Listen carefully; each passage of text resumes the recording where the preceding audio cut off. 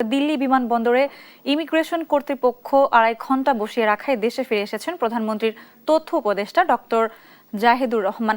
এ বিষয়ে আরও জানাতে শাহজালাল বিমানবন্দর থেকে যুক্ত হচ্ছেন সহকর্মী তাইফুর রহমান তুহিন। ডাক্তার জাহিদ বিমানবন্দরে নেমে কোনো প্রতিক্রিয়া জানিয়েছেন কিনা জানাবেন। আপনাকে ধন্যবাদ।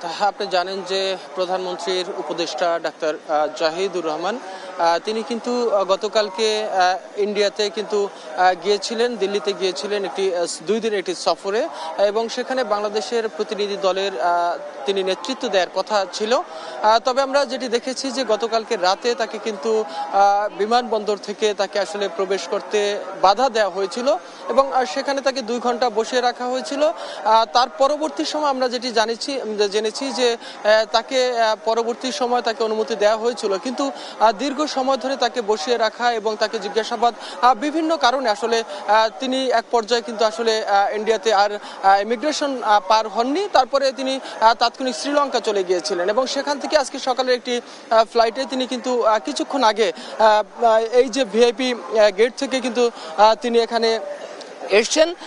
তাৎক্ষণিক তিনি কিন্তু কোনো প্রতিক্রিয়া জানাননি।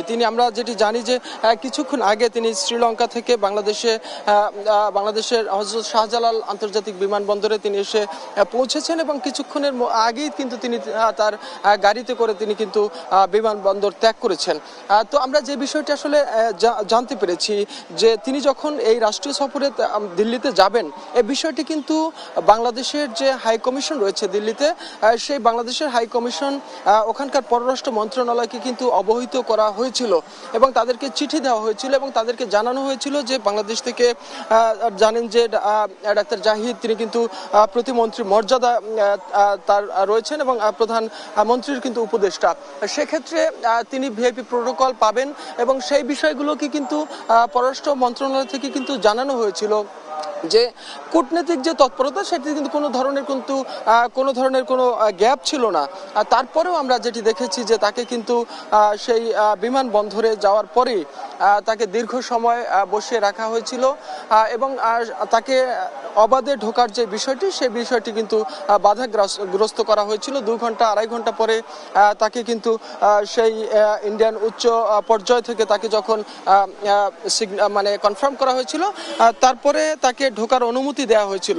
তবে বাংলাদেশের একজন উচ্চ পদস্থ, অর্থাৎ তিনি যেহেতু প্রতিমন্ত্রীর মর্যাদায়, তাকে বিমানবন্দরে এইরকম যে কালক্ষেপণ করা, সময়ক্ষেপণ করা, তাকে বসিয়ে রাখা, এটি দেশের জন্য যেমন একটি সম্মানের বিষয়, ব্যক্তি হিসেবে তার জন্য একটি সম্মানের বিষয়। সবচেয়ে বড় কথা হলো যে দেশ হিসাবে বাংলাদেশের ভাবমূর্তিও কিন্তু তার সাথে জড়িত ছিল, যেহেতু এটি রাষ্ট্রীয় সফর এবং এই সফর সম্পর্কে আগে ভাগেই কিন্তু আসলে ওদেশের পররাষ্ট্র মন্ত্রণালয়কে জানিয়ে দেওয়া হয়েছিল। আর তারপরে আসলে কেন তাকে দীর্ঘ সময় বসিয়ে রাখা হলো, এই বিষয়গুলো কিন্তু আসলে কূটনৈতিক পর্যায়ে এগুলো কিন্তু আসলে বিবেচনা এবং এগুলো নিয়ে পর্যালোচনা করার আসলে প্রশ্ন রাখে। তো সেক্ষেত্রে কূটনীতিকরা আসলে অনেকেই মনে করছেন যে আসলে এ বিষয়ে কেন এরকম বিপর্যয় ঘটলো এবং দুই দেশের সম্পর্কের মধ্যে এই ঘটনাটাকে একটি টানাপোড়েন তৈরি করবে কিনা, এই বিষয়গুলো কিন্তু আসলে এখনই ভাবার সময় এসেছে। তবে আমরা যেটি দেখেছি যে তিনি কিন্তু এসেছেন বিমানবন্দরে, এসে তিনি তার অফিস অথবা তার বাসায় গিয়েছেন, তবে তাৎক্ষণিক কোনো প্রতিক্রিয়া কিন্তু এখনো তিনি জানাননি। তবে হয়তো এই বিষয়গুলো নিয়ে তিনি যখন আনুষ্ঠানিক প্রতিক্রিয়া জানাবে তখন আসলে বোঝা যাবে আসলে তার সাথে আসলে আরো কি কি ওখানে হয়েছিল এবং কি কারণে তিনি আসলে সে এখান থেকে আবার বাংলাদেশে ফিরে এসেছেন। তো এই ছিল বিমানবন্দর থেকে আমার কাছে সর্বশেষ তথ্য।